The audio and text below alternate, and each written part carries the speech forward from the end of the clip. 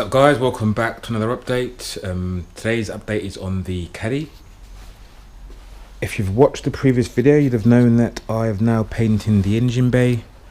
So now it's just reassembly time. So steering rack and stuff is back in, brake linkage, and I've started to plumb the brakes. So the fronts are done. I'm just doing the rears at the moment. So I've fitted a little brake bias valve here for the rears, because there's no compensator on it anymore, and obviously now the rear brakes are disc brakes. So I need a little bit more control over the rears. So yeah, that's just a wheelwood bias valve. So the two rears are joined together, so they go into this three-way, and then they come down and go into the brake bias valve. So looking down here, I just need to plumb in this one, which is the output of the wheelwood valve, which goes down through here and then along the back of the car to the rear brakes.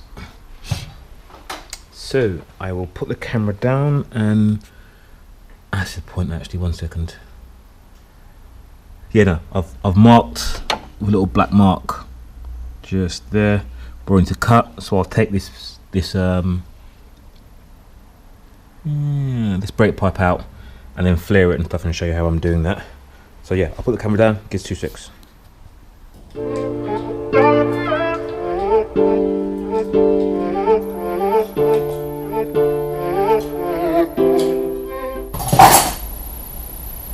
And then we have an inverted flare. So, just need to put that back in now.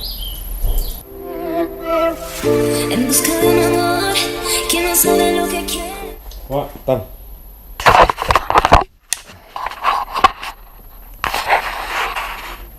So as you can see, that's my hand underneath. That's the fitting I've just done. So that goes into the back of the wheelwood valve. So that's all nice and done. So this is my adjustment for the rear. So that's it. Brakes now done. It's all hand tight. I haven't gone in and tightened anything specifically that tight. I'll do that once I'm kind of happy. But I think now I can start to put the engine back in. Hopefully for the last time.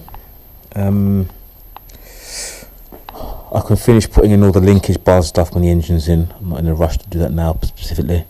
In fact, I'll probably take this bar back out and give it a good grease, and then get some of them stick-on cable ties to make sure this brake line is butted up against the bulkhead. But so far so good. So engine install time.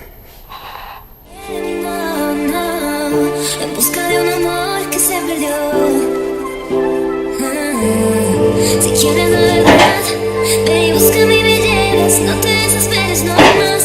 Quieres tú lo que quiero yo. Tú todo me lo traes. Como yo te pido me lo traes. No te pierdas en lo que no haces, sino tu amor. Tú todo me lo traes. Como yo te pido me lo traes. No te pierdas en lo que no haces, sino tu amor.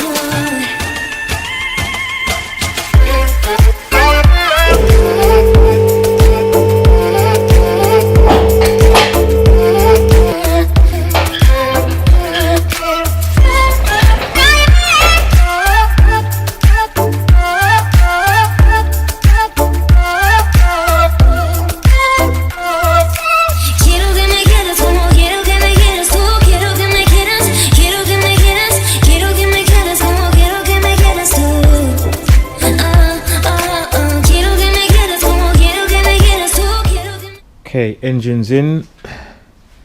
I made a slight boo-boo with the engine mounts. I made these nice brackets, 5mm thick, to basically space the engine mounts on both sides. Slight cock up on my part in the sense that I was trying to lower the engine 5mm, not raise the engine 5mm. So I made the problem even worse when I fitted these. So the engine was literally touching the bonnet.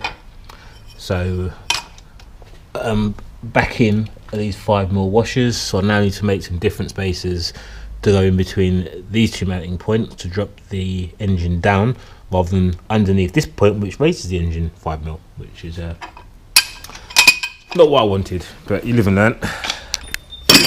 So they're drunk. Right, anyway. So what I'm going to do now, because the engine's back in, is start to put all the rest of the bits and pieces back on. So I'll start with the wiring, then I'll probably do downpipe and steering column, etc, etc, and then drive shafts. Finish the plumbing for the fuel, put a fuel filter on it, plumb the rad in, and we should be able to start it back up again, make sure it still runs. And I haven't done anything silly with the wiring. Then I just want to move it around a little bit just to make sure the drive shafts aren't catching on anything or popping out, etc, etc. Once I'm happy with that, then I will send those shafts off to a company to get them made, because obviously they're just cut and welded shafts which I don't really want to run, so I'll get them custom made to basically to the length I've cut down. Then it's just a case of neatening up the kind of dash and stereo, etc, etc. My tailgate's currently being painted, so that should be back soon. I just need to paint these sections here, because as I mentioned in the previous video, the previous owner cut the tailgate mounts off because he just literally was running a what's it called, one of those pro nets, but I want to run a tailgate, so I had to weld them back on. And that's it in terms of an update. So what I'll do now is always I'll put the camera down and start putting all this wiring and stuff back in, so I'll catch you in a sec.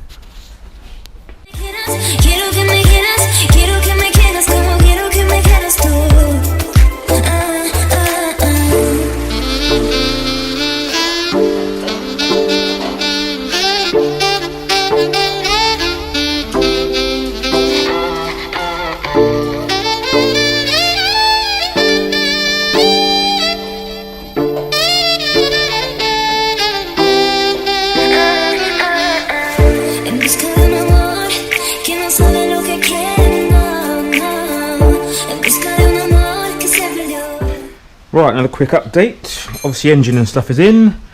Put the exhaust manifold on now, that's sitting good. It's got plenty of clearance below the brake bar, so I'm happy with that now. Also the steering column is in, and that's all turning freely. Both drive shafts are now in. Obviously these are just the temporary drive shafts, but they're in and rotating freely.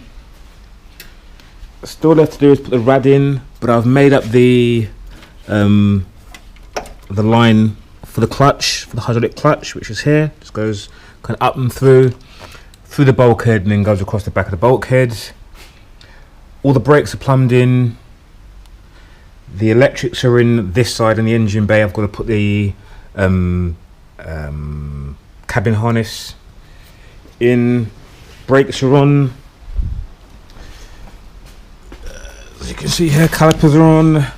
New braided hose is on. Steering gears all attached. You can see here these little washers which basically space these caliper carriers out. I can't remember the exact measurement, but if anyone's interested, just let me know and I'll put it in the description. But yeah, these are required to fit 312 caliper carriers to Mark III VR hubs, which is what these are. So what next? Now I'm going to measure up the fuel lines because I need to buy some proper stuff. What's in there at the moment is just temporary stuff just to get it started, so I'll get that ordered, and I'm going to finish the wiring, start mocking up the dash mounts, and then finish the wiring in the cabin. And I think that'll probably be it for today.